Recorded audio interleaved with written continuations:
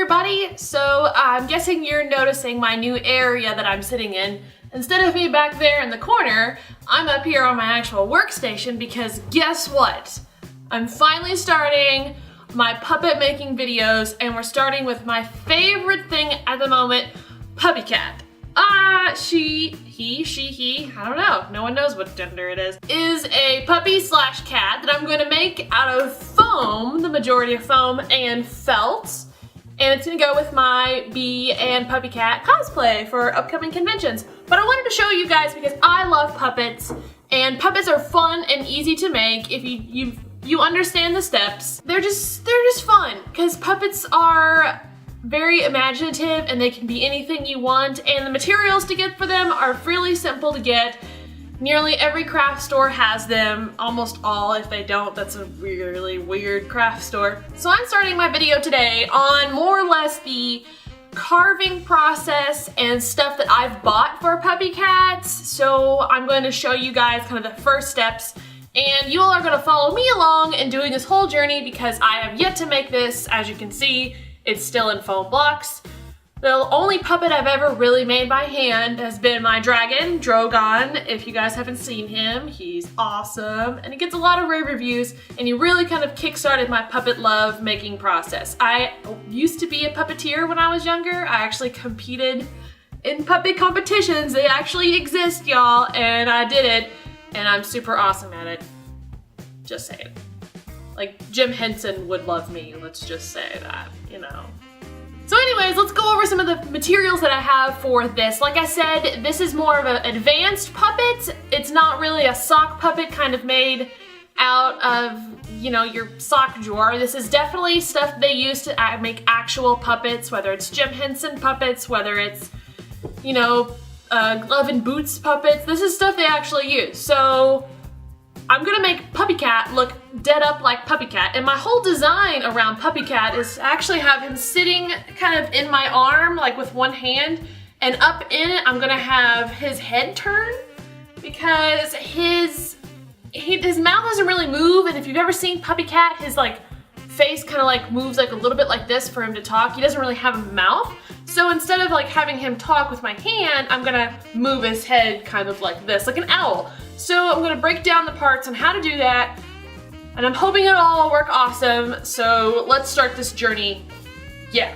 Okay, first thing you guys wanna know about puppets, that they are the majority of the time made out of two things, foam and felt. Felt is really cheap if you buy small quantities of it, and so is foam. This is the foam that I have. This is upholstery foam, so this is foam that's in like couch cushions. It's high density foam, as you can see, pretty squishy, and also pretty hard, so it can hold its shape very well. I actually carved Drogon's head out of this foam, and it's held up extremely well. So I really like using this foam. It's really good. Also, foam that I like to use is craft foam, and that's the really thin foam that's very, very dense, not as porous as this, that you can find at like craft at places like Hobby Lobby and Michael's. That's like a penny of sheet. So that's the foam, and they come in all kinds of widths. This big one right here at the bottom is a 5-inch width, or height, I really don't know, and these are 2 inches width, and this one I think is a 1/2 inch. They come in all kinds of different sizes, and you can buy all kinds of different ones. I really like using all of these, and plus you can get it pretty cheap. I think all of this foam was about maybe $15. All of this foam, and granted I still have some extra foam from Drogon that I'm going to use, so that's that. But it's fairly cheap, and if you use coupons like at Joann's, they can be really helpful. Next thing to show you is felt. Now this is felt I got off the bolt, not felt that you get in like the paper sheets in the craft aisles. This is felt off the bolt. Bleh. These two, and Puppycat's main colors are 3 colors: white, light pink, and brown. I actually went with a fleece for the main part of Puppycat because the only problem with this foam is that it is green and it will show through white easily. So I have this a little bit denser fleece, and it's not that easy to show through the green. So I really like this, and plus it's really fuzzy. So I wanted to make him look like a plush, but of course, you know, I'm creating it by hand. Now the other pieces that go to Puppycat are his little bell that kind of sits down here. And I also have some of these animal noses. There are some kind of puppeting materials at some stores. I got most of this stuff at Joann's.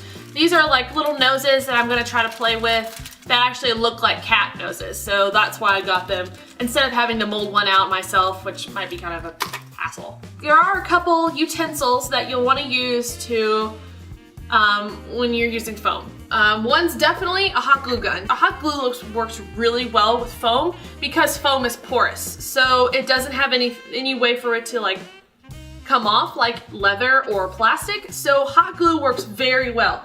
Now there is foam glue that's a little more takes a little while to set up, so you can kind of move it around. So sometimes that's good with if you're trying to think through your designs, not necessarily make a exact connection with your foam and whatever you're gluing to.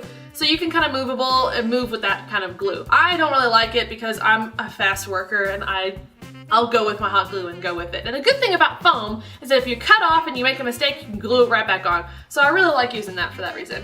This, my friends, is an electric carving knife. If you all remember, probably back in the day, in the 90s, these were all the rage for some odd reason in cutting turkeys. I don't know why.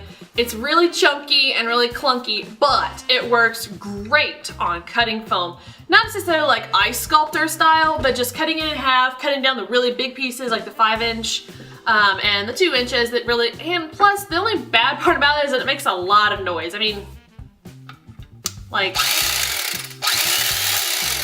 and it's really fun because then I kind of feel like Jason and Freddy and Michael. The majority of the time I won't be using main carving from this thing because it's so bulky. I'll use sharp pair of scissors, my small scissors, my big craft scissors are what I'm going to use to mainly cut around because Puppycat is basically two big ovals, his head and his body.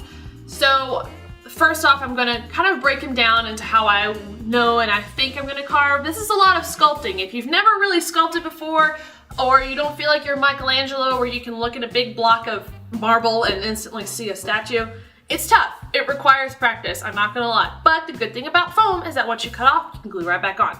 Just take it a while and breathe, is what I should say.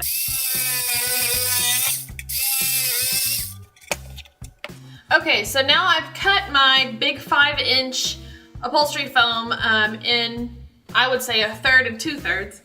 And what I've done is I'm starting to draw my pattern on for Puppycat. So this is his body. All I did was just draw a circle to what I think he's mostly gonna look like. And like I said, he's an oval. So this is pretty much just kind of let me follow what I think he's gonna look like. And this is like I'm looking straight down at him. So what I'm gonna do first is cut an entire oval out of this fabric following my lines I have here. Same for the head.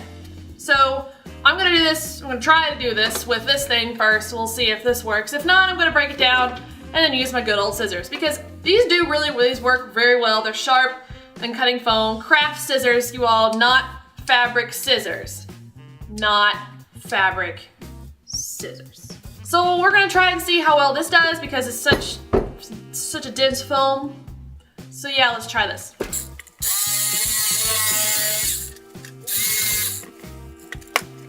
Okay, so we have the body kind of mutilated and weird, but I think it's starting to come out. So, I mean, I'm going to sculpt it more into a oval to where it's going to look like a bean instead of being so harsh edge. That's going to happen. That's a little more fine sculpting I'm going to do with the scissors and the X-Acto knife. But as far as first time kind of sculpting with this thing rocks. Oh, by the way, it's a Black & Decker. I got it off Amazon for like 15 bucks. So if you want to buy one, get it off Amazon. So now I'm going to try carving the head.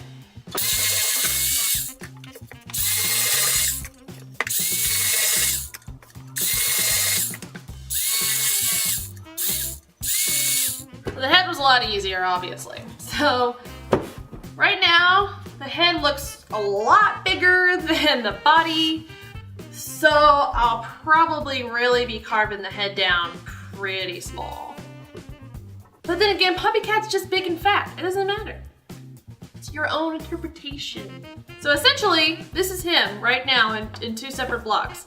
He will connect together with that, I'm gonna put a PVC or, excuse me, dowel rod up in his head, so when I stick my hand up in his body, I'll be able to turn his head like so. But that's how they're gonna connect. I'm not gonna glue them on.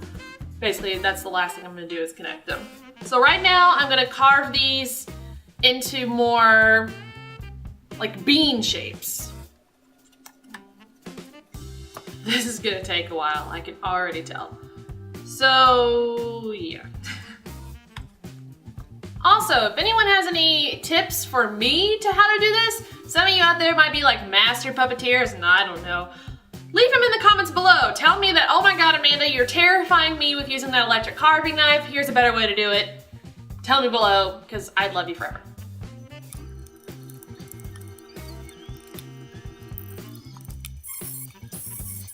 Amid this enormous pile of foam, I have sculpted down the body and the head of Puppycat, and I really like the shape right now. I think it's starting to look a lot like his shape, and I apologize, my camera quit on me, ran out of battery right as I was sculpting. So, yeah, I apologize, but all I did, like I said, is sculpt it down. I added pieces, sculpted it down. I used my expanding Olfa craft knife blade and my electric carving knife for the big pieces a lot, and it really helped. So that being said, we kind of come to the end of this video, which is just the carving and the materials. I'm probably going to tweak around with this a little bit before I record the next one just to get the shape perfected a little bit more. But as far as this goes, this is the essential of Puppycat. Plus he's gonna have little legs, of course, but those are gonna be attached after I put on the felt and he's pretty much covered. So yeah, this is the first video of Puppycat. Almost there, right? So like I said, don't forget to like, subscribe our channel, do that thing you do so well. And also, I wanted to announce with some amazing cheer that I will be at RTX 4th of July weekend in Austin, Texas to meet everybody. I'm so excited to finally meet everybody. Plus, we have a panel, which is July 5th at 12:30 at RTX. Please come to our panel. I'm gonna bring Puppycat. I might be dressed up as Bee. Who knows what I'll be like, but it'll be super fun and you should be there. And don't forget to tune in to my next video, which is me wrapping him in felt and making him actually look like Puppycat. Yeah.